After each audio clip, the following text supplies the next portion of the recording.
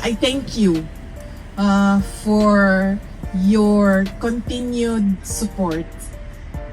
Alam nyo, I am truly blessed as a politician kasi kahit anong paninira ng mga kalaban sa akin, nandyan pa rin yung taong bayan. Yes.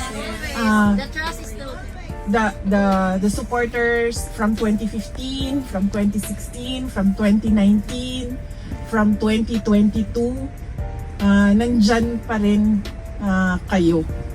At hindi kayo, and then you know how to discern ano yung paninira at ano yung katotohanan. And for that, I am truly blessed.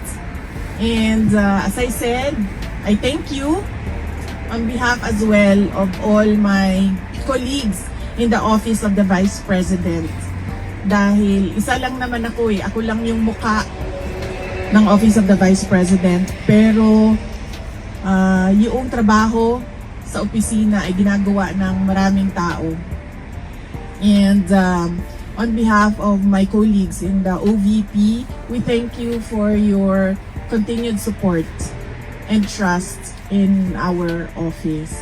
Thank you so much once again for this time with you, and I wish everyone a very Merry Christmas and a Happy New Year.